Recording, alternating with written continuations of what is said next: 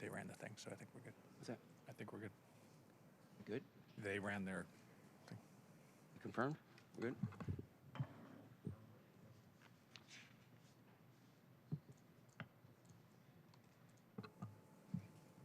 Is Seattle channel ready?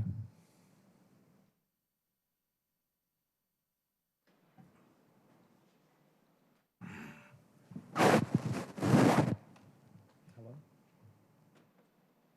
Okay. Good. All right. Good morning. The April 16th, 2026 meeting of the Safety, Transportation, Engineering, Project, Sports, and Experiences Committee will come to order. It is 9:38 a.m. I am Rob Saka, chair of the committee. Will the committee clerk please call the roll? Councilmember Foster. Here. Councilmember Kettle. Councilmember Lynn.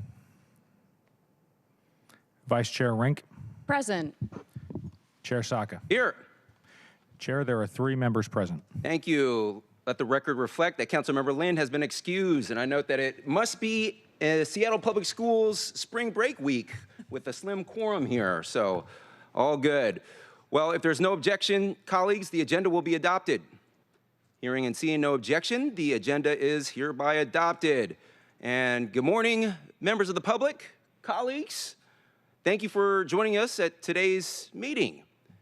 Today is actually a really important day in the history of transportation. On April 16th, 1867, Wilbur Wright was born in Millville, Indiana. Wilbur was an American aviation pioneer who, alongside his brother Orville, invented the very first successful airplane. So happy 159th birthday, Wilbur. We don't generally, when we talk about transportation policy, aviation and aerospace is something that is generally within the domain of the federal government in terms of regulation, maybe exclusively, but it is still an important mode. It's still an important mode that supports our travel. It's an important mode that supports our local economy with Boeing and Blue Origin and the like. So, and this is from a fellow Air Force veteran. All right. Now, on a much more serious matter, on Sunday evening, a few days ago, 2 drivers were tragically killed in a wrong-way head-on collision on State Route 509 between South Cloverdale Street and South 112th Street. The victims have been identified in the media as Jadon Parnell, age 21, and Kevin J. Ward, age 71. The incident occurred on a state highway within the limits of the city of Seattle. And although it occurred on a WashDOT asset, State Route 509, and therefore doesn't count against our Vision Zero data, WashDOT owns that, it did occur still nonetheless within city limits. So I would like to take a moment to observe a brief moment of silence for the deceased.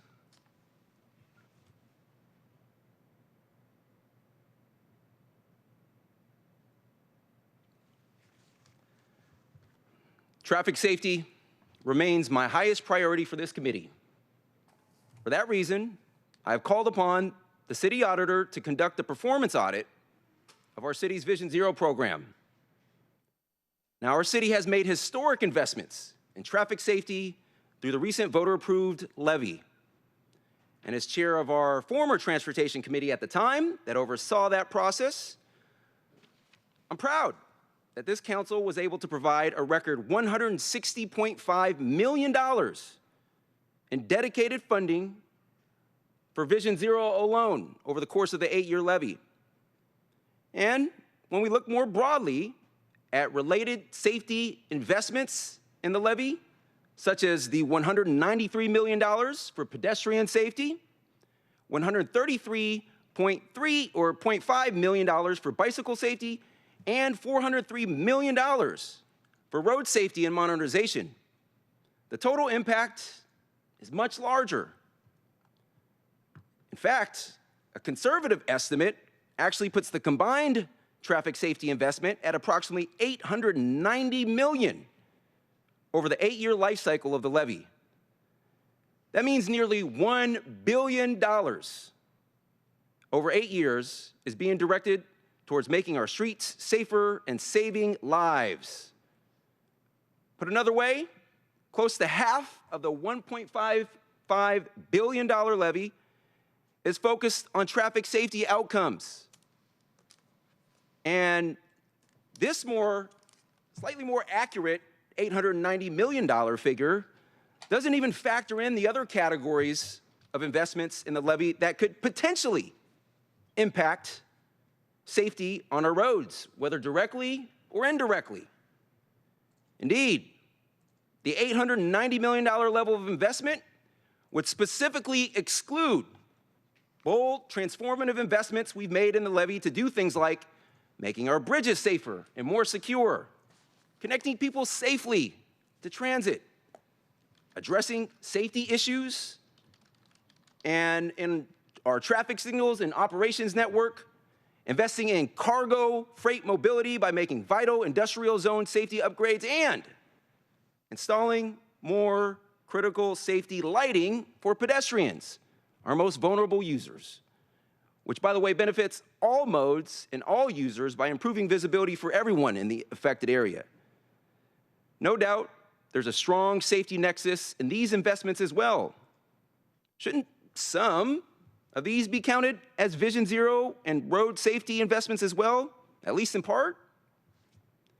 Regardless of how you choose to count the beans or slice the data, these numbers reflect a clear and unified policy choice by our city. Seattle is prioritizing safety at scale and making one of the most significant long-term investments in safer streets in our city's history. Vision Zero is about saving lives. And while we are seeing some real progress, the tragic reality remains that too many people are still dying and suffering serious injuries on our streets. This audit will help us take a hard look at what's working, what's not, and where we need to sharpen our approach to prevent further tragedies on our roads.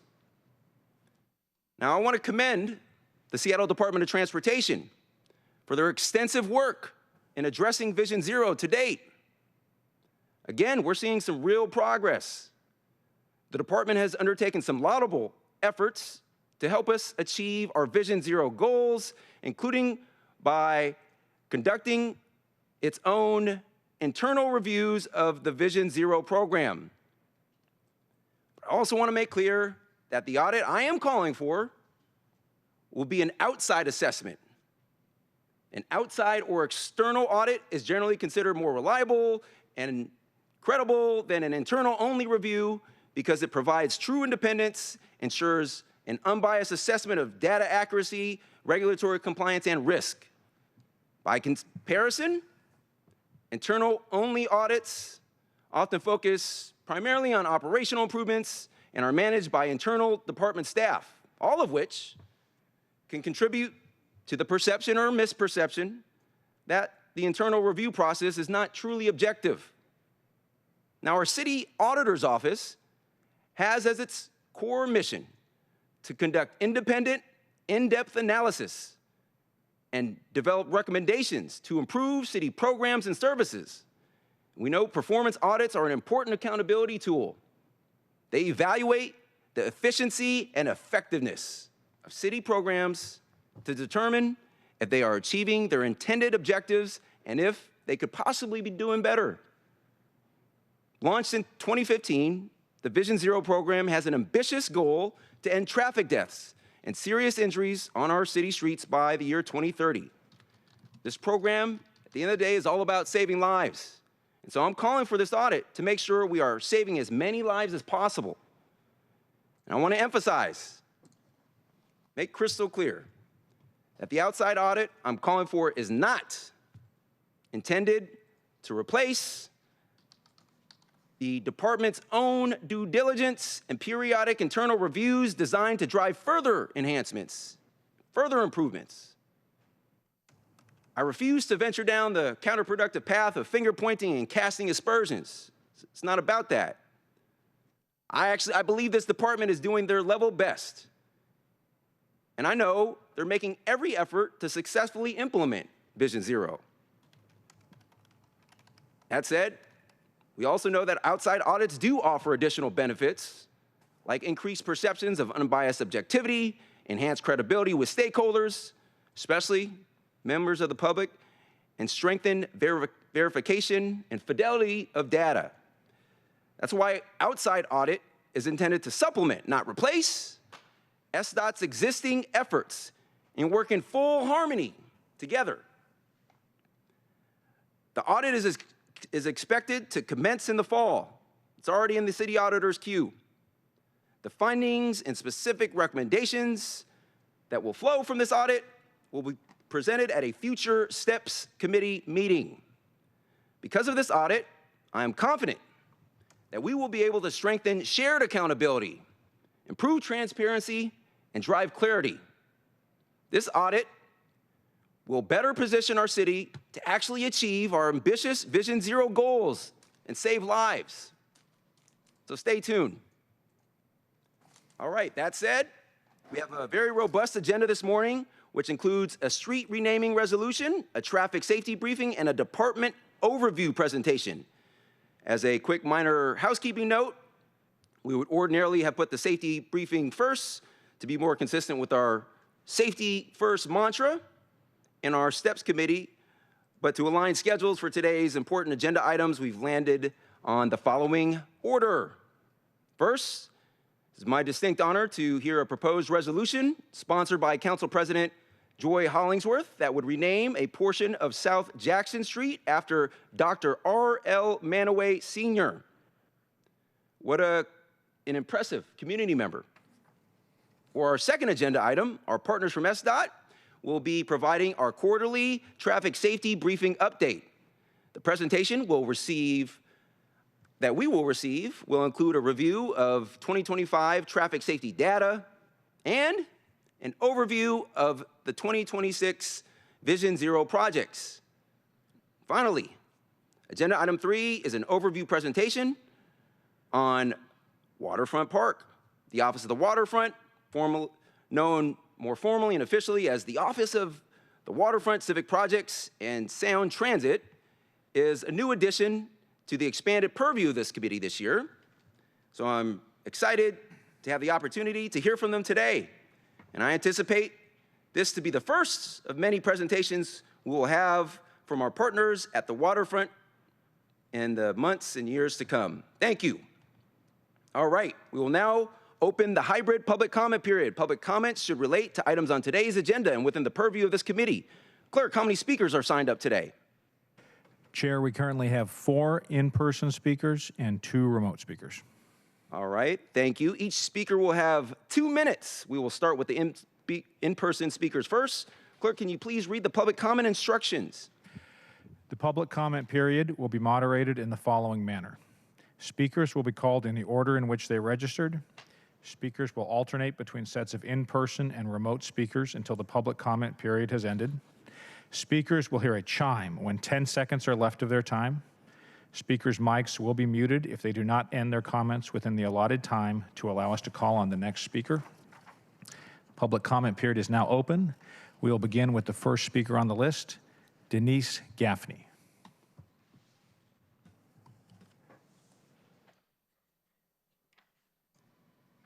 First of all, I am Denise. Is this on, or do I just talk? Hang tight just a moment, ma'am. Just a moment. Anyway, I'm Denise Gaffney. I'm here about the Pike Street hill climb and Western Avenue. I've lived in the area for 36 years, and always on the same on the hill climb. But I don't want to waste my 2 minutes, so I'm going to give you my presentation.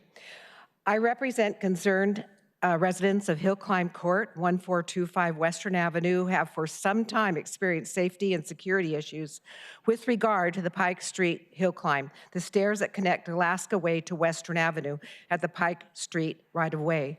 The stairs provide the most direct access between the Pike Place Market Elevator and the Aquarium and Waterfront Park. A lack of security patrolling the area has led to general deterioration, and we are witnessing drug transactions at our north exit gate, camping, and vandalism. Our building has been broken into many times. Cruise ship tourists and visitors voice their dismay regarding the unsanitary conditions while they are getting their first introduction to the city and as they walk to the market. With the world soon to descend on Seattle with the coming FIFA games, it becomes even more urgent. There is no apparent regular maintenance on the hill climb to address litter, encampments, drug paraphernalia, and human waste. The issue is that there appears to be no security patrols on or near those stairs or Western Avenue outside of the Pike Place Market Historical District, especially after hours. Neither the waterfront management nor the city seem to be responsible for the area and its maintenance largely ignored. While both the Pike Place Market and the waterfront park have security patrols, the stairs and surrounding Western Avenue do not. How might we get attention to this issue and a permanent resolution where the stairs are treated as an extension to the waterfront park, which it is? Thank you, ma'am. Appreciate it. Our next in-person speaker will be Robin Manaway.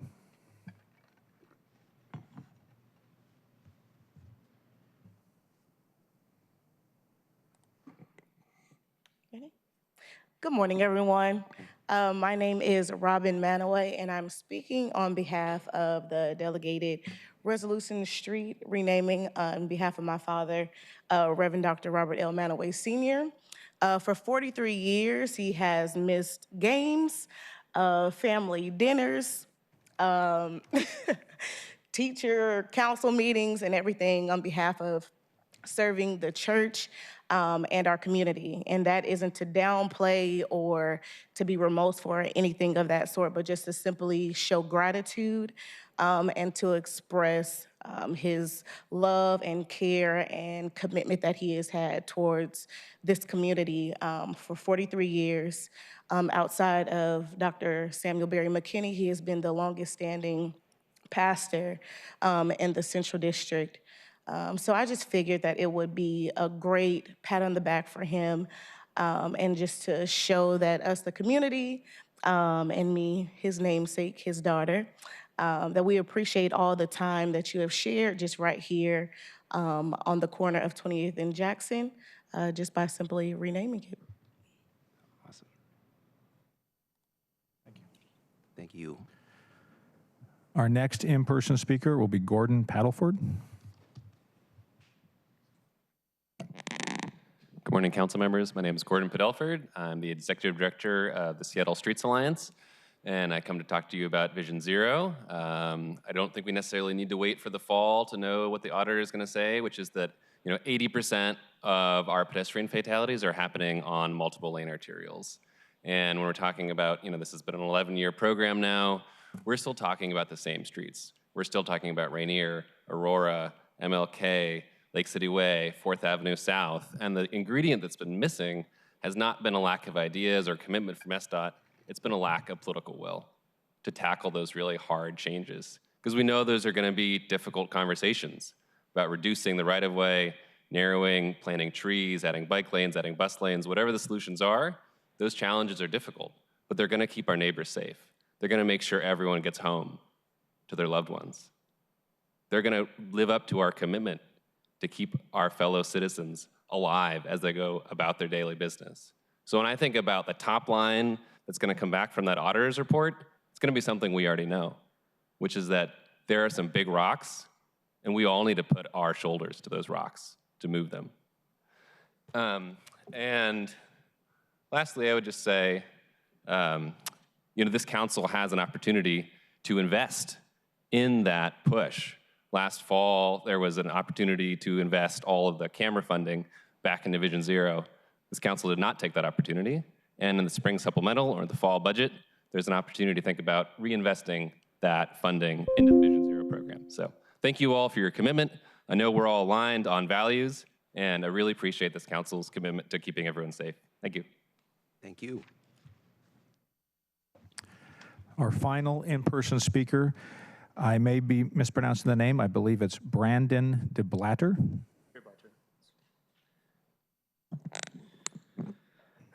Councilmember Saka announced an audit on Seattle's Vision Zero program. I would still like to know why.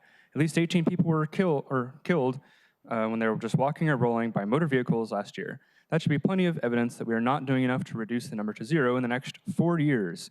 The problem isn't that we don't know what to do, it's that we lack the political will to do it. Why was the Union Street bus lane saved only after street advocates noticed the city was bulldozing bike infrastructure in preparation for opening it back up to cars? Why were speed cushions quietly removed from the Lake Washington Boulevard designs? Why was the recently completed Airport Way bike lane reduced to a size that would prevent 2 cargo bikes from passing each other? And perhaps most famously, why did it take citywide outcry, several comic strips, and a t-shirt campaign to save protective infrastructure on Delridge and 22nd Ave Southwest? Even then, for some reason, we had to add another intersection to a perfectly functional corner, yet another opportunity for a pedestrian to be hit by a car. All these examples have something in common. Each time our car advocate talked directly to the city, and the city compromised on safety in an attempt to make streets more convenient for cars. If we are to actually be serious about achieving Vision Zero, we need to act immediately using what we already know. We already know that slowing motor vehicles and restricting their movement saves lives. We need to simply do this everywhere, focusing most of our attention on high-risk areas. We need a team of people that immediately responds to each additional death from motor vehicles in Seattle by creating infrastructure in that area to prevent a death from ever happening again. SDOT has made a half-hearted effort at East Pine and Bellevue, the site of Liliana Moreno's death, where they installed permanent daylighting in one corner where neighbors and safety advocates placed DIY barriers and cones. However, all inner corners of that section need daylighting. This is a gap where the city can do more to make the streets safer. Instead of tasking people to do another study, Seattle process anyone? We should task people to actually change our streets to slow cars. We need a Department of Transportation that builds infrastructure for walking, biking, and transit first. Right now, they build for cars first. Every safety suggestion is dismissed or delays with concerns about convenience for car drivers. We need to prioritize the pedestrians and bikes. Thank you. Save Kirby. Thank you. Thank you, Mr. Del Blatter. I'll just say, dope t-shirt, would love one myself. Appreciate your comments. Thank you. All right, we will now move on to the remote public commenters. Our first remote speaker will be Carlo Alcantero. Carlo, please unmute your phone, *6, and you can begin.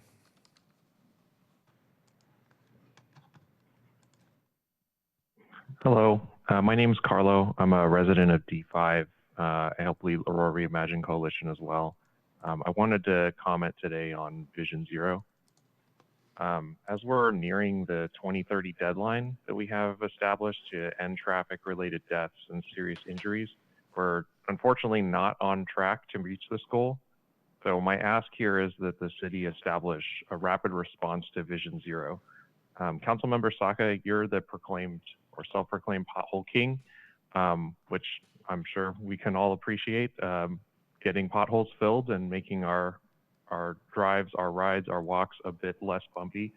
So I would like to encourage you as well to become the Vision Zero king. For a rapid response, we need to do something similar to what we've done with potholes, define a timeline of 72 hours to resolution of safety when a death or serious injury occurs. That means we do quick builds, we install semi-permanent street reconfigurations for safety with an outcome that will prevent a death or serious injury at the site where one has occurred from ever happening again. We'd have just under 4 years remaining to achieve the Vision Zero goal, and we're in crisis territory now. So we can do this, we must do this, or we won't meet our deadline to meet Vision Zero and end traffic deaths and serious injuries. Thanks. Thank you.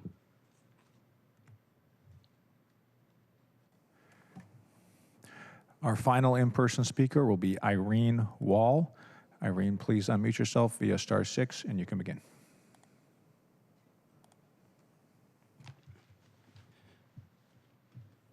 Good morning, council members. My name is Irene Wall. Last evening, I sent you an email regarding the new big black blot that recently emerged blocking the SEPA protected view from Victor Steinbrook Park. I ask you to read that email and take immediate action to request the appropriate departments, SDOT, Seattle City Light, and SDCI, to resolve this matter by getting rid of the black monolith. Most of you are too young to remember the big view battle that was resolved 25 years ago, ending with an agreement to redesign the Waterfront Hotel to protect the view from Victor Steinbrook Park in light of both SEPA and shoreline management program policies, which have not changed. So why were those lessons lost when somehow the strangely enhanced utility pole was erected directly into the legally protected viewscape from Victor Steinbrook Park? This is not the first time the city has ignored its obligations to protect public views. Make the effort to get rid of that terrible blot on the Victor Steinbrook Park landscape. Please do it today. Thank you.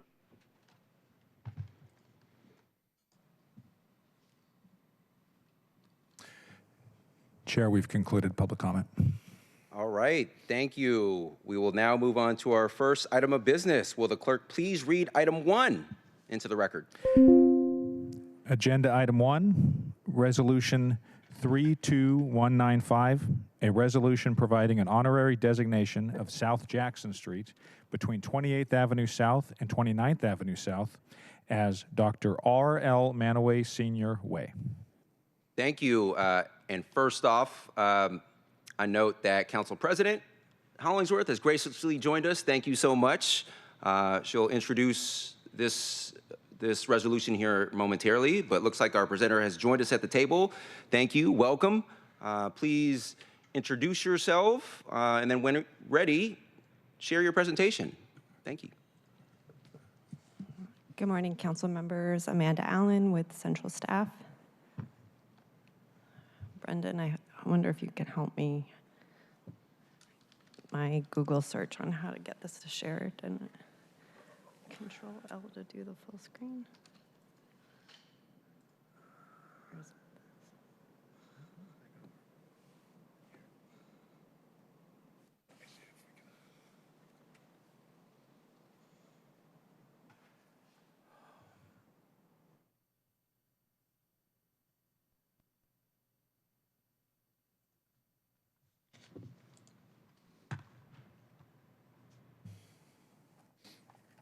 Works. All right, we'll make this work. I'm here to talk to you today about honorary street designations.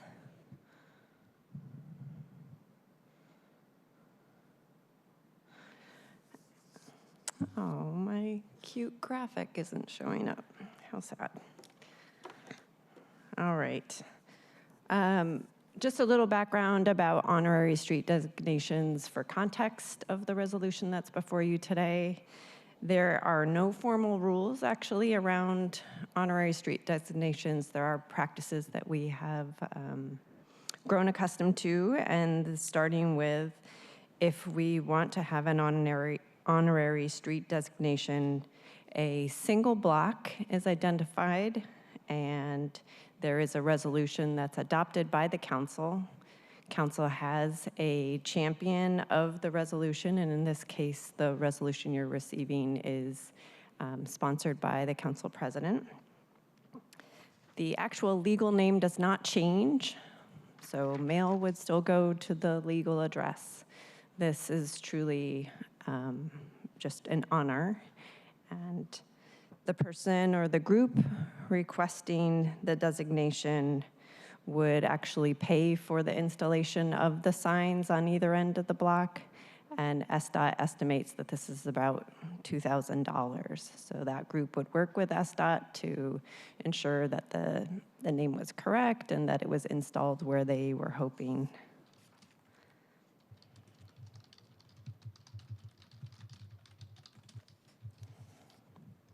Again, you're missing my wonderful graphics, for which I included alt text.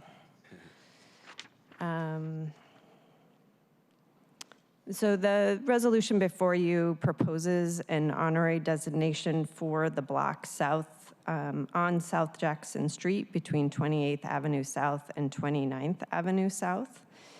Proposes the name of Dr. R.L. Manaway Sr. and Reverend Dr. Robert L. Manaway Sr. is currently the senior pastor of Tabernacle Missionary Baptist Church in Seattle. As his daughter mentioned in public comment, he has worked tirelessly for over 4 decades promoting residential and outreach services throughout the Pacific Northwest. So that's the end of my presentation. If there are questions about the process, I'm happy to answer them. I'm sure Council President is going to share more about this esteemed gentleman. Absolutely. Thank you, Ms. Allen. Appreciate the overview. And yes, we'll now turn it over to Council President Hollingsworth to introduce and talk about the resolution. Awesome. Thank you, Chair. Sorry. Thank you, Mr. Chair. And I also want to thank your office for your leadership on this as well, and then working together with ours. Once we asked and had information from the community about this, you said anything, whatever's needed. So just want to thank you all for your leadership and collaboration on that. Thank you so much for the presentation. Colleagues, before us here today, you heard Pastor Manaway's daughter come and speak, but has been the senior pastor of Tabernacle Missionary Baptist Church in the Central District for a very long time, and since 1983. The congregation has more than 1,700 members during that time. He's a respected leader in the community, a trailblazer in the Pacific Northwest. Pastor Manaway serves in numerous civic roles, including the National Baptist Convention of USA, where he sits on the board of directors and serves as a Far West vice president for the Congress of Christian Education. And I know I have a bunch of things that Pastor Manaway has done, but I'm gonna just speak from the heart if just real quick. We know that the cultural institutions of the Central District are very important to people. And as some people often know, people see, oh, it's just a sign, or this is more for that, because this is a beloved member of the community that has been there through food access, who's been there helping with youth access as well, has served the community faithfully and has been a leading rock, and also has been a leader in the community for so many different families during their faith journey, but also just as a community center. Tabernacle Church has been a staple in the community for a very long time, and as you heard his daughter say about Reverend McKinney is the second longest serving pastor at the same church in our Central District. And that is huge, because a lot of churches, after a lot of the gentrification happened, went south. So they went to Kent, they moved, as we call the Kentrell District, Kent, Federal Way, they moved south. This church is still there, and the congregation, even though some of them might not live in the Central District, they still come back. And so I'm really grateful that this is up for a resolution, and working with their office. It has a ton of community support, and looking forward, and hopefully all the council members can come there during the celebration, and we'll make sure that we get that invite to everyone as well. So thank you all. Really appreciate the opportunity to be here and to speak on behalf of Pastor Manaway as well and his congregation. Thank you, Chair. Thank you, Council President Hollingsworth. Got a chance to learn a little bit more about Dr. Manaway as part of this journey, and an esteemed, highly respected member of the community. Of course, as Council President noted, senior pastor at Tabernacle Missionary Baptist Church. Also serves as president of the North Pacific Baptist Convention, overseeing churches across Washington and Oregon. Co-host of the gospel radio program called the Truth Radio Ministry, reaching listeners across the Pacific Northwest. So much more. We, as Council President noted, we heard from family member at public comment, but what an incredible life and legacy that he continues to live. And so great that we're able to do this small thing to pay it forward and honor those that came before us. So, all right, cool. Well, thank you. Do any of my colleagues have any questions or comments?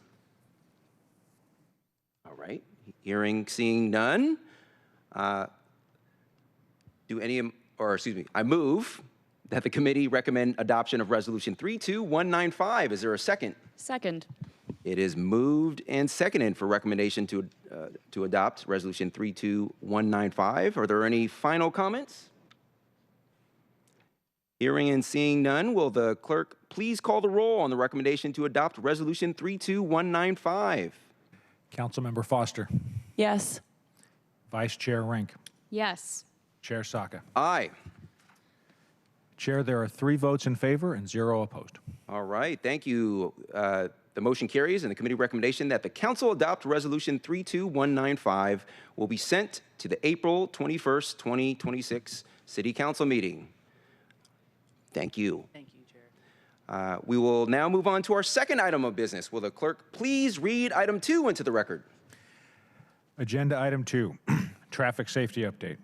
Review of 2025 data and overview of 2026 Vision Zero projects. All right, thank you. Will our presenters please join us at the table? Looks like they're doing that now. When you're ready, please introduce yourselves and begin your presentation. Before we get there, let me quickly address and respond to some of the great public comment that we had today. First off, the purported opportunity that we had last year to invest in Vision Zero, invest more in Vision Zero. What we used that money for was for sidewalks. I would argue that adding sidewalks to schools to support our children is a Vision Zero investment. But reasonable minds may disagree on certain things. But I really do appreciate the public comment. I want everyone to know I listen attentively and pay close attention. And there were some great insights shared, and including from some of the remote callers, jotted down some notes. So stay tuned. All right, welcome again. Please introduce yourselves and begin the presentation. Bill aboard, SDOT. Vinay Nimani. I'm the Chief Transportation Safety Officer and City Traffic Engineer with Seattle Department of Transportation. So, thank you so much. Good morning, Chair Saka, Vice Chair Rink, and Councilmember Foster. Thank you for inviting us back to speak about and provide an update on the Vision Zero program. As I do with all my presentations, I'd like to start with our department's vision, values, and goals. We at Seattle Department of Transportation have a vision that Seattle is an equitable, vibrant, and diverse city where moving around is safe, fair, and sustainable. All people and businesses can access their daily needs and feel connected to their community. Specifically within the Vision Zero program, we are especially committed to the goals or values of safety and equity. Now, I also want to take a moment to hold some space and acknowledge the lives that have been significantly altered because of traffic violence on our streets since the beginning of the 2015 Vision Zero resolution and program here within the city. I ask all of us in this room and everyone who's listening to this presentation and our entire city to commit to taking action to improve safety outcomes on our streets. So diving into the presentation, this is a chart that I have shared in my January update on the Vision Zero program. This is a chart that reflects the lives lost on our Seattle streets since the start of our Vision Zero efforts. And for the year 2025, we have slightly revised the number of lives lost on our city streets upwards from 25 that have reported in January to 27, as I'm showing right now. Now, just weeks ago, we were informed by the Washington State about a fatality on Rainier Ave that involved a southbound vehicle jumping the curb and hitting a pedestrian on the sidewalk near Rainier Ave and South Charles Street. This was a delayed fatality. We got to learn through the Washington State as we match our police crash records, and that's how we got to learn about this fatal outcome, even though we were informed of this particular collision through when it happened late last December. Now, another fatality that we chose to count this time around involves an e-scooter riding on the sidewalk at First and Blanchard. This particular fatality, it was determined that the cause of death was an aneurysm. However, we are not at this point sure if the fall that from the shared e-scooter resulted in the aneurysm or the aneurysm caused the rider to fall. We're unsure.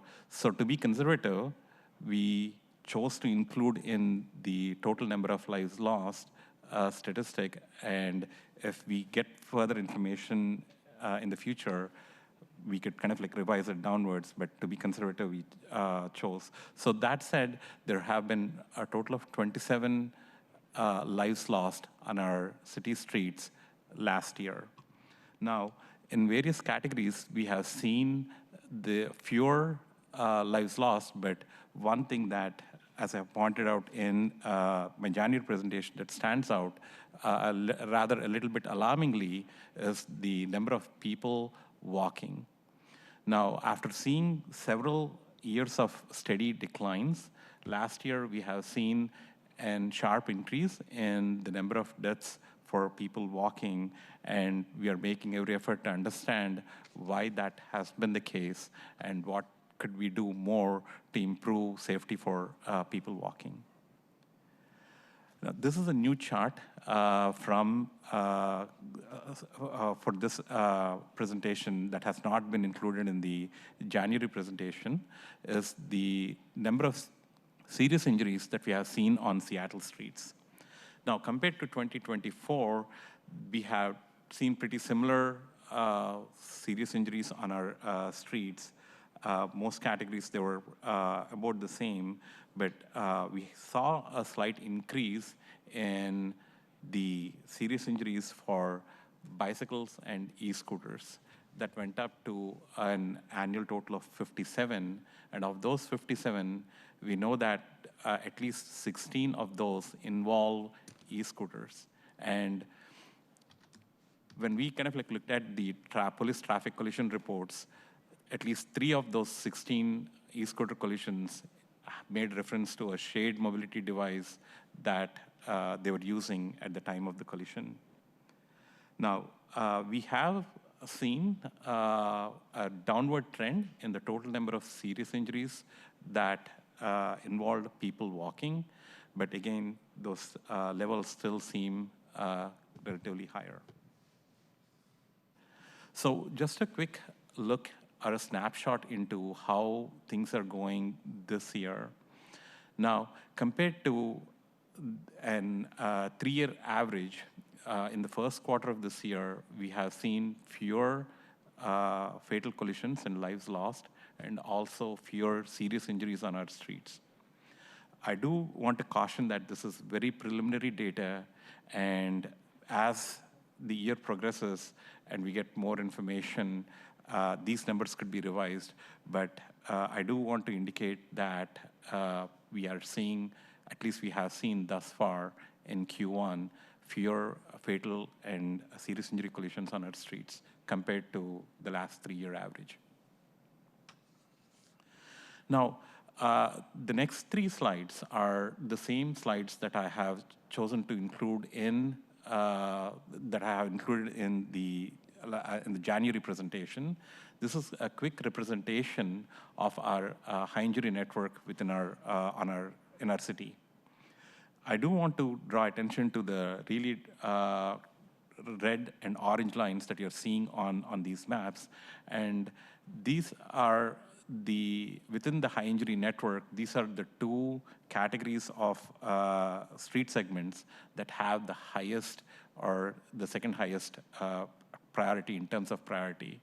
The reason why I'm trying to call this out is because that more than 80% of our fatal and serious injury collisions occur on this high injury network, and within those, more than half of them occur on these 2 highest priority segments within the high injury network.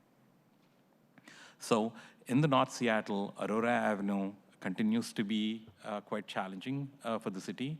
And I do know that we at the department are working on a much longer term and more significant changes to the corridor.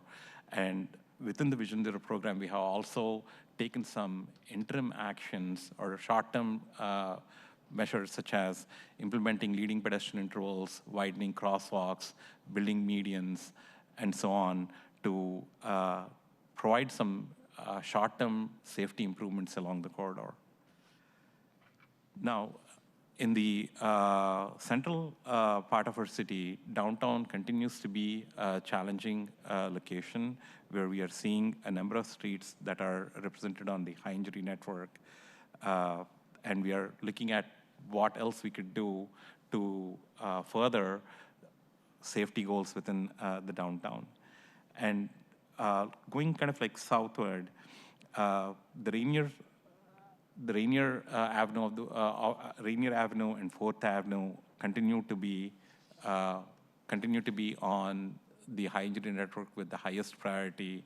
And again, we here in the department have several projects that are in the works on Rainier Avenue to change some of the crash trends that we are seeing.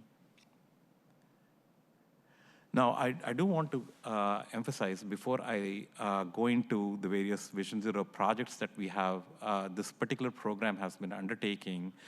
I do want to share and emphasize that we are absolutely committed to the safe systems approach. We believe that is the right paradigm for approaching safety within our city and within the department. And all our efforts, both within the Vision Zero program and across the wider department, are all aligned within the elements of the safe systems approach and tied to the principles of the safe systems approach. And specifically within the Vision Zero program, as I've shared previously, we do take a three-pronged approach. We do rely on a responsive approach to safety based on the collision trends that we are seeing from the police-reported crash data, but we also are investing in the proactive safety countermeasure, proactively in safety countermeasures that we know have a proven track record in improving safety. And as a third prong, we always try to leverage any opportunities that we have with ongoing projects or upcoming projects where we could invest in safety with our capital project partnership. Now, before I go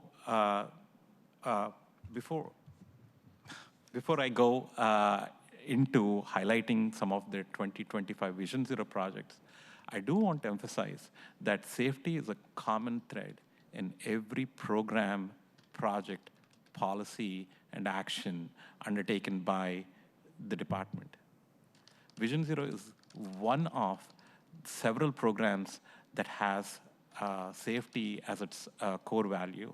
So the projects that I'm going to show you here are not a comprehensive listing of all safety efforts that are being pursued by the department, but a small snapshot of what is specifically happening within the Vision Zero program. And even within the Vision Zero program, it's not a comprehensive accounting of every single project that the program is pursuing, but rather a highlight of the projects, the kinds of projects that we have completed in 2025 and what we are going to be doing in 2026. Now, the levy has provided an historic opportunity, thanks to all of you and the residents of our city for supporting the levy and giving an historic opportunity to invest in safety outcomes. Specifically for the Vision Zero program, we have 4 levy deliverable goals.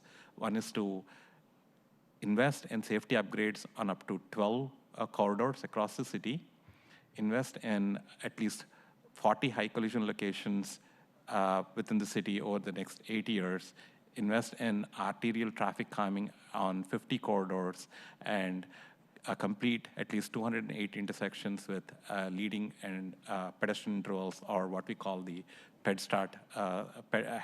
pedestrian head start signals. Now, this particular slide, I want to show you briefly about how we have done in year 1 of our levy. Now, the list of projects that you're seeing here are projects that were actually completed in the calendar year 2025. We have invested in the North 130th Safety Corridor to improve walking and biking, connecting Ingram High School along the corridor and revising the corridor footprint with reduced number of lanes and making sure that the corridor is ready for a future connection to a light rail station that's going to be coming up soon. We have completed investments in 8 high collision locations across the city and completed 3 arterial traffic calming corridors, one of which, Councilmember Saka, is in your district on 14th Avenue South, when we had that tragic fatality at 14th Avenue South and South Henderson last year. So all these are aimed at improving the safety outcomes and reducing speeds on our network.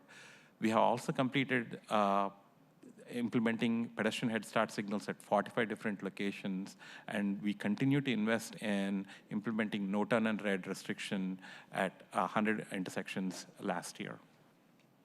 Now, looking forward to our construction projects in 2026, we have lined up a tremendous number of projects that would be going into construction, even within this challenging construction window that we have with the FIFA World Cup coming around soon.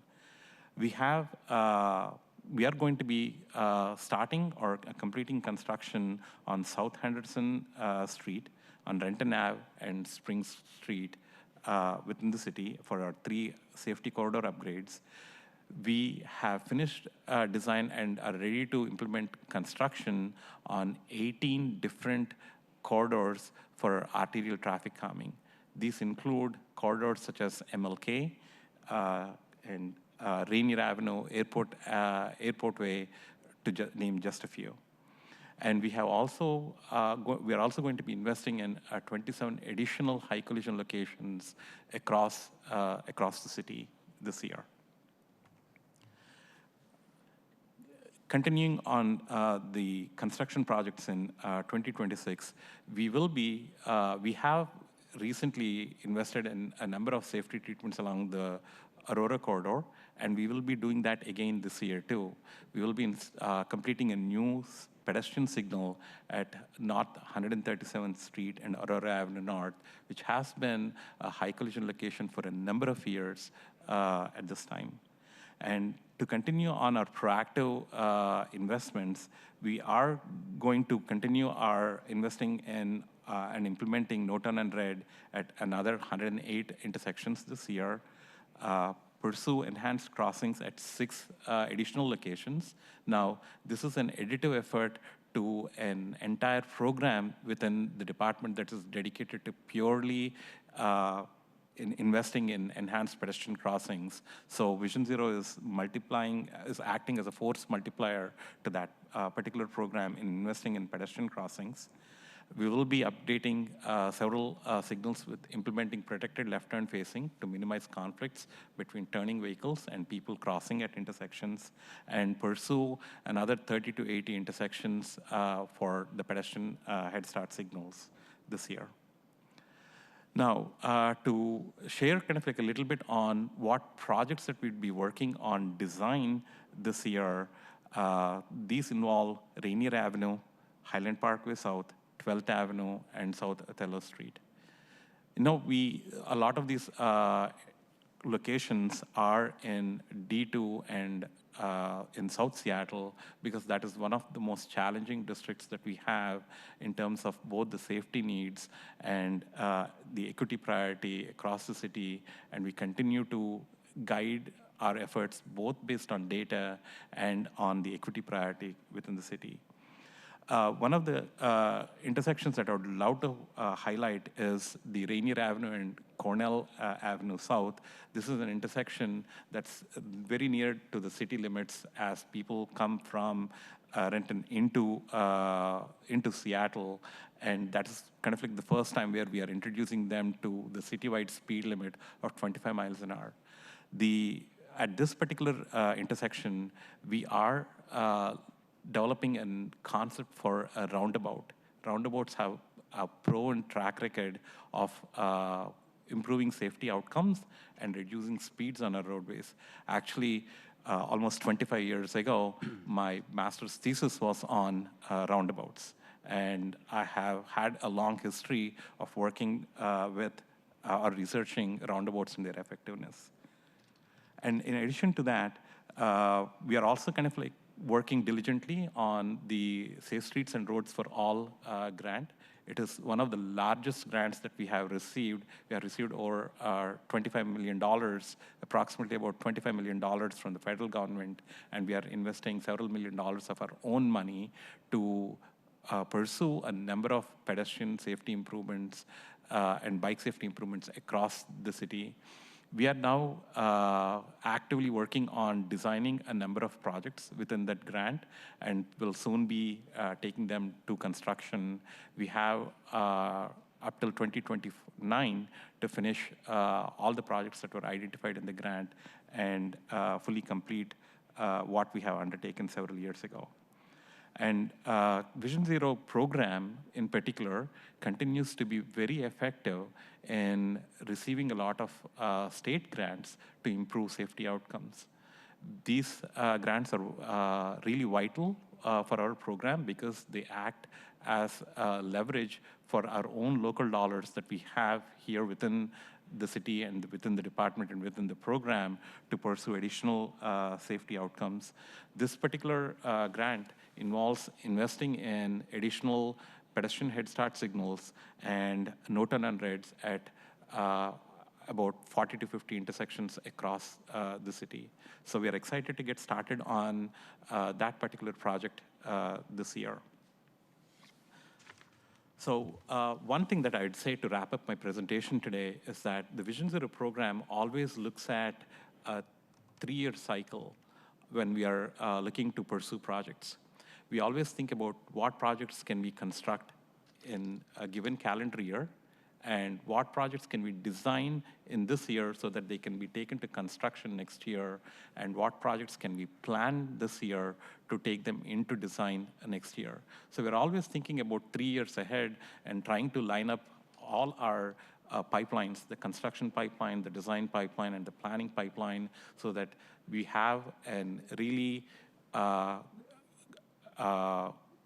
prudential cycle of projects that are constantly in the works, and that we can implement safety improvements in as many locations across the city as possible. Thank you so much for your time, and I'd be happy to take any questions. Thank you, Mr. Namani. Really appreciate you and all you do, and then this presentation today. Very, very helpful.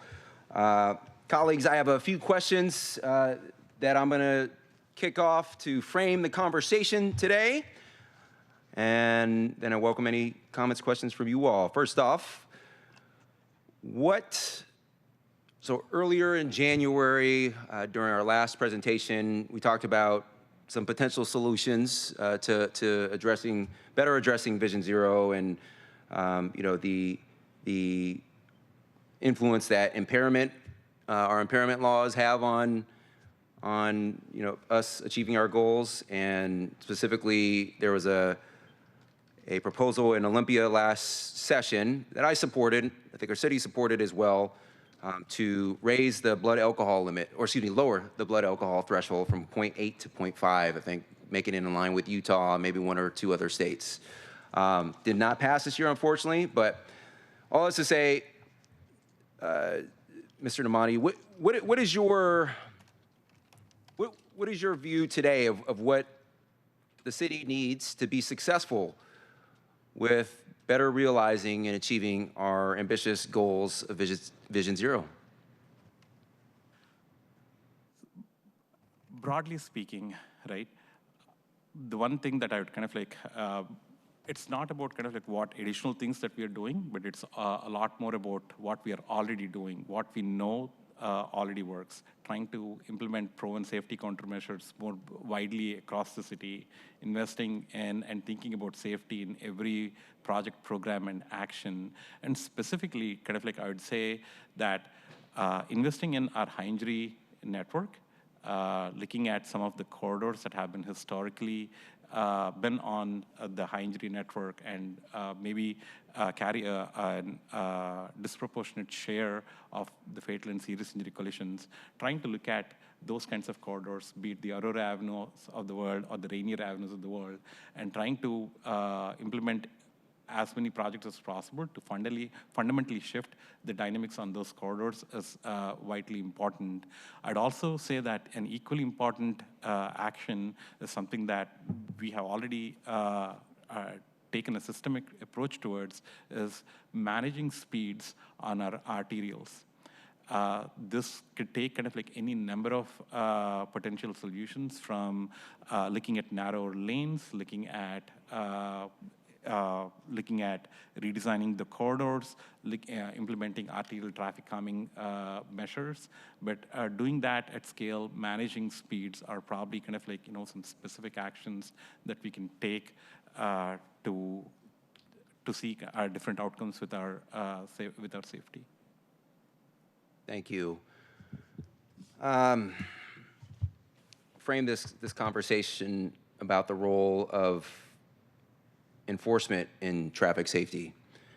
At the March 3rd Levy Oversight Committee meeting, a committee member, one of my Levy Oversight Committee colleagues, presented some rather intriguing data about the potential correlation between traffic enforcement and traffic fatalities. She displayed a chart demonstrating that there was a 90% decline, apparently, in traffic infractions and a 111% increase in traffic fatalities between 2010 and 2024. If true, this would be an overall correlation of negative 0.83. In other words, as infractions go down, fatalities increase. Now, smart colleague, haven't been able to independently verify that the evidence there and the research that was shared, but the conclusions shared do strike me as something that seem to make sense. So we'd just love to, and we know that automated camera enforcement is one of the 40+ effective countermeasures for addressing safety. But we'd just love to hear from your perspective, what is the role of enforcement in traffic safety? I believe there is a role for enforcement in traffic safety, but as you know, we kind of like in the Seattle Department of Transportation do not have an direct say in the various enforcement activities. So I'd kind of like leave that to my colleagues within the Seattle Police Department. But you're right that automated safety cameras is one of many tools that we could use to manage speeds on our arterial network, and it has been proven to be a reliable safety countermeasure, both nationally and locally. What we have seen is that where we have invested in implementing safety cameras within school zones, we have seen better and safer outcomes within those school zones. So it is a tool, but I do want to emphasize that as an engineering department, we have more of a say and control in how we can plan, design, operate, and maintain our streets. And that is going to be kind of like the primary focus for us in trying to influence not only the road user behavior, but also the safety outcomes that we are going to see. And that's where kind of like we would be emphasizing. But yes, safety cameras do have a role to play in the overall enforcement strategy, and it has proven to see some positive outcomes. Thank you. Final question. So we know that the practice of daylighting intersections has proven to be an effective safety engineering countermeasure in cities like Hoboken, New Jersey. Very, very successful in their Vision Zero equivalent program. Not a fair at all apples to apples comparison because of the huge differential in density between Seattle and Hoboken. However, there are higher level insights and learnings that we can gather from leading jurisdictions like Hoboken as well. We also know that there is no one-size-fits-all approach. But how do you envision being able to leverage daylighting across the city going forward? And what are some typical barriers to implementation of daylighting in areas of greatest need? Thank you so much for daylighting that question, no pun intended. Yes, intersection daylighting has a proven track record of safety. And that is one of the reasons why within the Vision Zero program, we have chosen to make it part of our proactive safety investment strategy. And we have dedicated a certain portion of our funding every year to invest in intersection daylighting efforts at a variety of intersections across the city. I believe working with our shared mobility program, we are pursuing intersection daylighting at 200 different intersections this year, and it continues to be part of our strategy because we have seen we are implemented that intersection daylighting improves sightlines and gives people more time to react to the various conflicts they might be facing at intersections. Now, parking too close to an intersection is against both state and local laws, and intersection daylighting actually can take many shapes and forms in how we enforce that, from implementing curb bulbs to just implementing signs that reinforce that restriction. So we pursued intersection daylighting in a number of different ways to enhance safety at intersections, and it is a key part of our proactive safety strategy within the Vision Zero program. Awesome. Well, thank you. We'll now turn it over, to my colleagues for any comments or questions from your perspective, starting first with Vice Chair Rink. Thank you, Chair Saka, and I want to begin my remarks today in a similar fashion as you did when beginning this meeting, in a similar fashion as the department did in beginning this presentation, just centering the human component of all of this. And this conversation feels very different when you know someone who is represented in slide 4 of this presentation. We are talking about our neighbors that we've lost, each of these losses having rippling effects through our communities, through families forever altered. And I just want to center that before going into my questions, because this is a heavy topic and one that certainly my office has heard a lot about, particularly with the traffic fatalities that have happened this year alone. And so to that end, in the aftermath of these events, people are desperate for answers to understand what went wrong. And so I would love if the department could outline what aftermath response looks like for the department when there's a traffic fatality. Can you walk us through the department's response and your interactions with Seattle Fire Department, Seattle Police Department? Yeah, absolutely. Thank you so much for asking that question. Typically, on the day of itself, through our Transportation Operations Center, we get notified of an incident on our network. So that is the first time that I and several leaders within the Seattle Department of Transportation learn of what is happening on our streets, and we share that information widely with city officials. Usually, within a week or two, the police department would send us the police traffic collision report that gives us a little bit more information about what were the various circumstances and who did what at a particular location that resulted in this fatality. So that is the police traffic collision report that gets shared with us a couple of weeks later. Actually, within a day or two, they do send us a quick email saying that, hey, there was a fatal collision that happened, but that doesn't have like a lot of information other than a 2-line or a 3-line narrative about the particular collision. So after we receive the police traffic collision report, our process involves going out to the site and documenting existing conditions. We are looking for a review of the particular intersection, looking at what were the geometrics, what were the traffic control conditions, what were the lighting conditions at the particular location. And we document all of that, and we take any immediate maintenance-related items. We take care of any maintenance-related items at that particular location.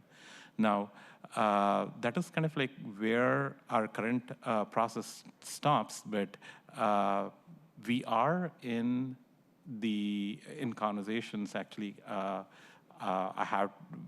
have to still kind of like brief my chain of command within Department of Transportation to see what additional things could we do to more rapidly respond to and do some additional quick build improvements at a location where a fatality has occurred. Now, we are cautious as we proceed with those kinds of actions today because there is not only a safety, there may be some safety needs at that location, but we are also cautious about the potential liability concerns that come with the various actions.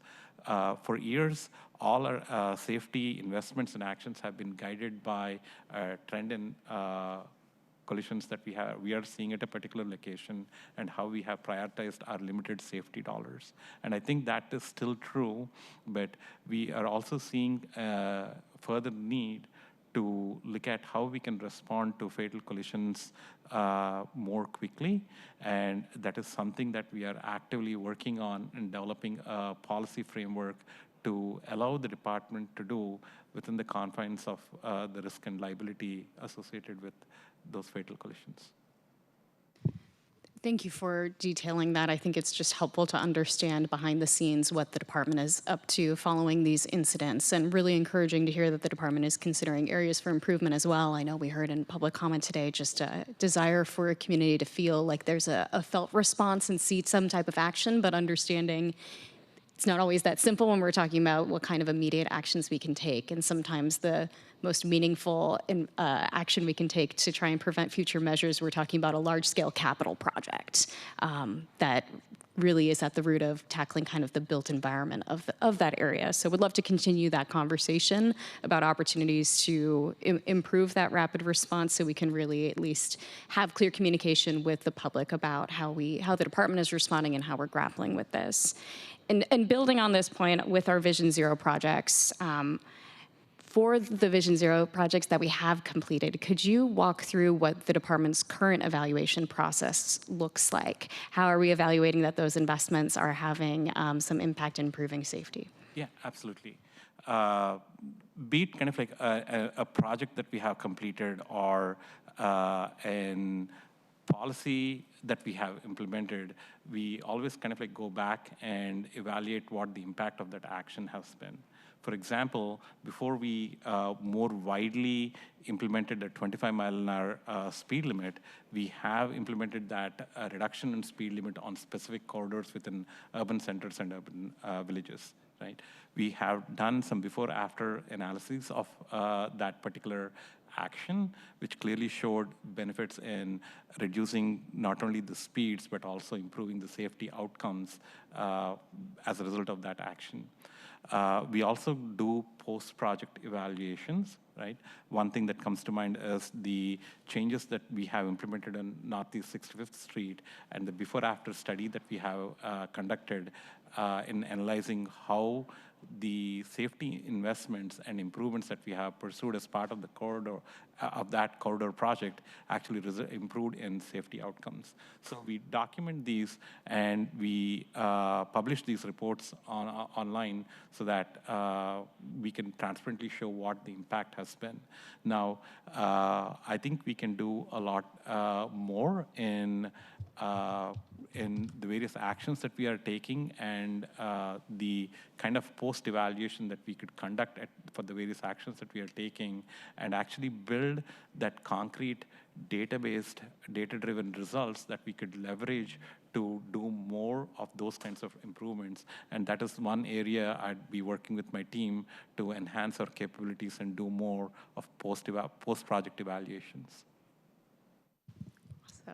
And when we're looking ahead towards our upcoming Vision Zero projects, thank you for laying out what's going on for 2026. And I'm thinking about the rest of the levy, and we know that there are additional projects, Vision Zero projects on particularly focused on our higher injury network. As was mentioned earlier, we know where we need to be making investments. It's just a matter of when we get the ball rolling on those. And so my question is, what would it take for the department to consider front-loading some more of those major high-impact Vision Zero projects to earlier in the levy?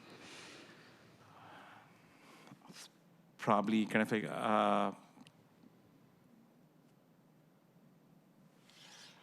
it's probably kind of like a conversation that I need to have with our department leaders, with Angie and others, and how we can, what measures we could take to expedite some of these larger projects that we are already considering. For example, the Aurora corridor that we are working on, and what we can do to expedite that project while also pursuing some of the short-term improvements. So I'd say kind of like additional conversations and seeing kind of like what our department resources are, what we have committed thus far, and what flexibility we have within the work plans that various programs within the department are developing and working on, and how we can expedite as a broader conversation that I think we should have within the department. Certainly appreciate that and look forward to that conversation with the department, because we just simply have to make movement forward on addressing the challenges on the roads that we know are the most dangerous roads in our city: Aurora Avenue, Rainier Ave. We just got to make that movement. And so, Chair, hopeful that we can have that conversation with the department in future discussions on levy implementation plan about opportunities to front load some of that work so we can really start making those safety improvements. And I'll close with one final question, and thank you, Chair, for indulging me. Oftentimes, projects that propose big changes can lead to a lot of community input. Perhaps folks who primarily rely on driving, who are perhaps prioritizing their own convenience over some safety improvements. And so we've seen projects that have perhaps been watered down a bit, and at the detriment of keeping folks safe and non-drivers. And so how is SDOT ensuring that people can be heard in this work, but we're still prioritizing safety at the heart of this? Thank you. Again, community input is a really important aspect of any project development within any project development cycle within the department. We want all community voices to be heard so that we can take the most comprehensive feedback in shaping our projects. And sometimes this could lead to additional conversations, and I acknowledge that, but that's the reason why we are, especially on kind of like corridors such as Aurora, we have kind of like a two-pronged approach. As we are developing some of the larger wholesale redesigns of the corridor, we are simultaneously investing in short-term improvements. In 2024, we did leading pedestrian intervals, wider crosswalks, no turn and red intersections on Aurora, no turn and red implementation on Aurora. In 2025, we have done hardened center lines and built some medians to restrict certain movements at certain intersections. We are investing in a new signal at 130th this year, and we are working on kind of like another signal for the next year, all on the corridor. So I do kind of like think that community voice, we have to develop our co-create projects with their community, and I really value the community input, but there are also opportunities to take short-term steps to make sure that we continue to progress on that safety journey for a particular corridor. But that's probably kind of like the dual approach that I'd recommend taking on projects that are especially complex, that might need a larger community involvement in overseeing a more significant change to a particular corridor. Thank you. Thank you so much for that response. And I think we all can agree we want to see movement on this. And this is something we can absolutely address as a city. So thank you for this presentation today and for answering my questions. Thank you for the time, Chair. Thank you, Vice Chair. Any other comments, questions? Councilmember Foster, the floor is yours. Thank you so much, Chair, and thank you, Mr. Namani and Mr. Laborde. It's always a pleasure to have you all in. And Vision Zero, as we all know, is an important priority. And I'll start with just my own personal experience. I think I've talked to both of you about this. You know, I was hit as a pedestrian on Rainier Avenue, and maybe a block away from that same location that I was hit as a pedestrian, I was hit in a vehicle by another vehicle driving down the center lane. And in that second accident, maybe about 2 years after that second accident, SDOT put in some improvements with those center lane, I forget what they're called, they're medians essentially. And so, you know, that accident would no longer be possible because you can't drive in the center lane. So I really appreciate those improvements. And I also know, because of that personal experience and the data that shows us, and I want you to affirm that I'm correct here, I believe it's Rainier Avenue, MLK, 4th Avenue, and Aurora that are the streets that have the most collisions in the city. Is that correct? Yes. Okay, thank you. I was trying to find my old notes to make sure that was still right, so thank you for that. And so just moving on from that, one of the things that I think is really important is, as you all have presented today, that we do have a lot of information on where we have the most accidents and the most fatalities in the city. So one of the questions that I have for you, and I know, Chair, you opened up by talking about the audit. I want to make sure that, as we heard from a public commenter today, that the findings of that are useful in moving us forward. So I wonder if you can sort of speak to information that the department doesn't have access to, or information that it might be helpful to get a better understanding of through this audit process so that it is meaningful. We have kind of like a really kind of like good access to police reported collisions across the city, right? But we know and we do acknowledge that especially collisions related to bicyclists or collisions related to e-scooters may not always be reported to the police or have a police traffic collision report associated with them. So we're fully aware of that data limitation, and especially for e-scooters, when the current police traffic collision report doesn't even have a field to mark and count an e-scooter collision.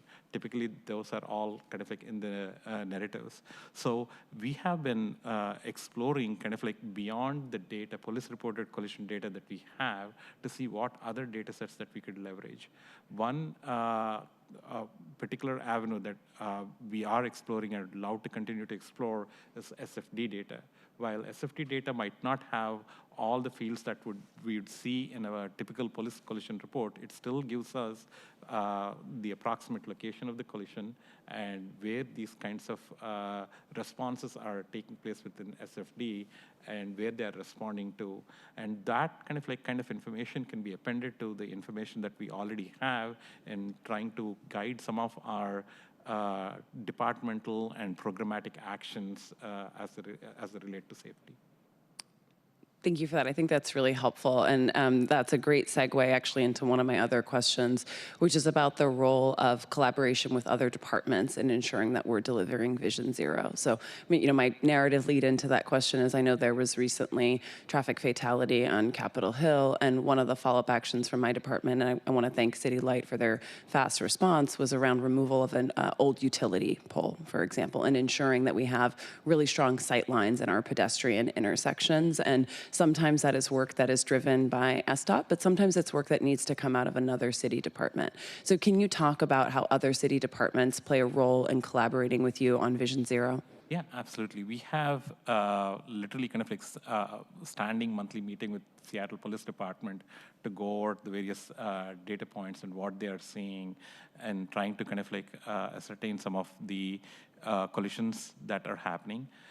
We similarly have a standing meeting with Seattle Fire Department to not only bring projects that are in the vicinity of certain fire stations and how they might impact emergency response. We try to get their feedback on various project designs and how we can better design to achieve our safety outcomes while also balancing the needs of the emergency department.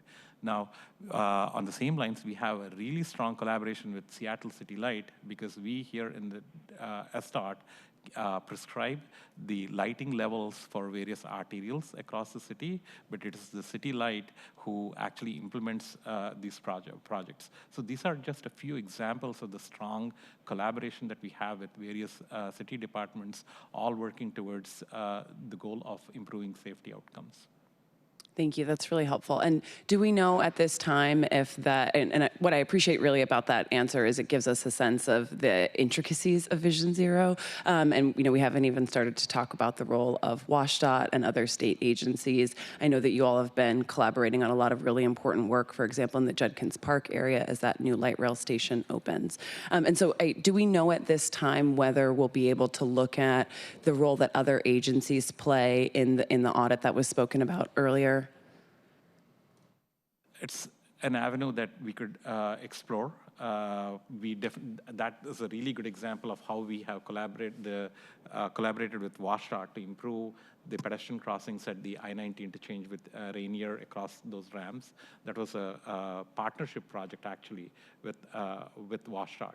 And WashDOT kind of like at the state level sets a lot of the engineering guidance, and also kind of like works with the state legislators to pursue certain policy ideas that could be kind of like considered and become kind of like future state laws. So we do have like a significant collaboration with WashDOT, and we work on a number of projects, especially kind of like the larger projects like the Revive I-5 or others, that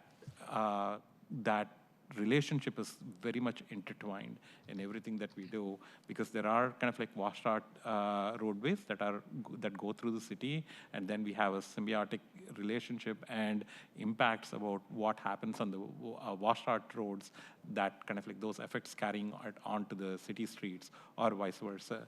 So those relationships have stayed strong. We collaborate with them at multiple levels to talk about project-specific ideas, or even pursue kind of like larger policy level ideas. I personally work very closely with our state traffic engineer, Donko Chang. I have like, as you all know, he has been my predecessor in this role, and I maintain that strong relationship so that we can talk not only about the things that we are working locally, but also kind of like give him the feedback that I can leverage his position within the state to pursue some policy and project goals. Thank you so much. Thank you, Chair. Thank you, Councilmember Foster. I'll close by addressing two more pieces of public comment that I heard. All of it excellent and insightful. We heard from a public commenter earlier an idea, a proposal that to better address Vision Zero, it's going to take more political will. I don't disagree with that as a proposition, but I would also argue that nearly $1 billion in traffic safety investments over the course of 8 years, the council exercising its principal power of the purse to appropriate nearly $1 billion that voters generously approved over 8 years, that is about as most of the political will you can get.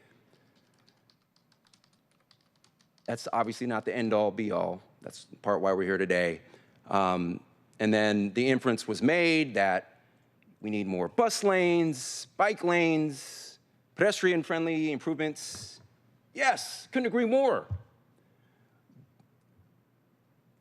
But if the inference is that elected officials should somehow be responsible for personally approving, reviewing and approving every single safety project, every single design on our roads to address safety over the 84 square miles of our city, I fundamentally disagree. I'll just share personally, every time that I've intervened in specific design decisions, hasn't gone too well. Even when I've fought for immigrant and refugee communities, our kids, daycares, working families, some people have lost their natural minds. Even when we landed on a compromise solution to save Kirby, still engenders passionate feelings, and I get that. I understand that. But in my experiences in this work, it's easy to espouse high-level priorities, easy to espouse value statements. But if you ask anyone who's ever been at this dais or the mayor's office upstairs on the 7th floor, the devil is always in the details. That said, addressing Mr. Paddleford's comment earlier, I really do appreciate the feedback. I would love to learn more about what you specifically envision and how we could potentially bring that to life as a city. I am genuinely interested in that. It's been a little over a year since we last met. Personally, would love to connect and learn more, because I know you're committed to this work and your organization as well, and I appreciate your partnership and I appreciate your feedback. I genuinely do. The next thing I'll share is that great, and there's a comment, there's a quick question lurking in this one, but we heard from one of the remote public commenters about king of potholes. All right, be the king of traffic safety. Well, we're all trying to be the kings, queens, royalty of traffic safety here. It's a race to the top, by the way. But 72-hour, they noted the 72-hour SLA, service level agreement that we have to report or fill as a city 80% of reported potholes within 72 hours. And you know, the last briefing we got on this, I think we're up to 85 or 90% actually we're achieving. So we're above standard, which is great. So the idea was that, you know, why not have after a, and this was a concrete, specific proposal, which very helpful in terms of crafting policy. But the idea was, why not have, you know, within 72 hours of a significant injury or fatality, 84 square miles, I don't know, and because of the latency in data, I don't want to speak for you, but I don't know if that's at all workable on the serious injury front, but 72-hour rule or some specified period. We respond, start to make, or at least develop a plan to make immediate remediations. We know it can be done. Last year along 4th Avenue, the department, in a heroic stretch effort, was able to make some much needed repairs and safety upgrades to address bike safety on 4th. We know it can be done.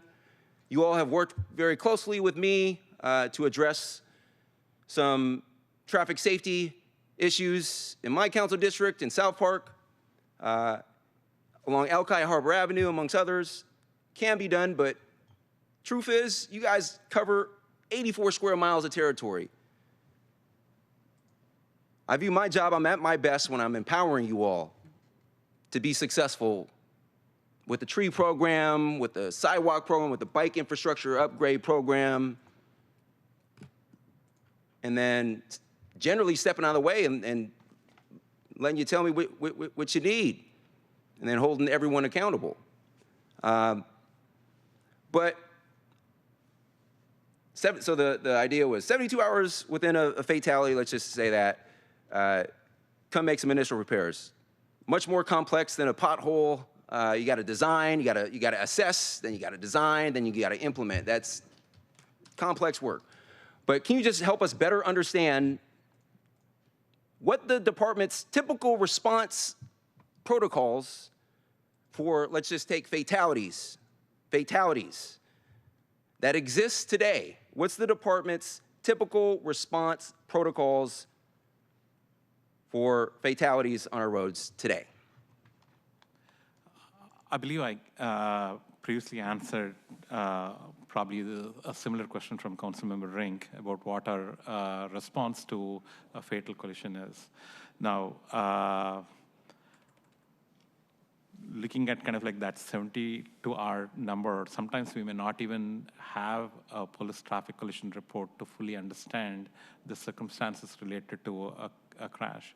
But I do kind of like understand the underlying need that all of you are pointing out here is to have a more rapid response at locations that have had fatal collisions, and it is something that a proposal or an idea that we are still kicking around. I still don't have all the specifics to share with you, but it is something that we are closely looking at to see how we can more rapidly respond to fatal collisions or fatalities on our streets. Right now, within a couple of weeks of receiving a police traffic collision report, we always follow up with a site visit, documenting conditions, and identifying any maintenance issues that need to be addressed immediately. And we are looking about how we can improve or what additional things that we could do to be more responsive to fatal collisions that occur at locations. Thank you. Look forward to learning more and working alongside you all to better empower and support your efforts, but really appreciate it. All right, thank you. We will now move on to our third item of business. And I note that we are losing quorum at 11:30. Our partners at the Waterfront, do you think you could deliver this? I think it was about 15 minutes. Do you think you could do it in 10? Should we invite you back? Can we do it later? Yeah, let's table that. Let's table the third item, and because we're going to lose quorum anyway. So, all right. We'll welcome you back next time. Let's see. Do any of my fellow committee members have any final questions, comments for the good of the order? All right. Hearing no further business to come before the committee, we are adjourned. It is 11:14 a.m. Thank you.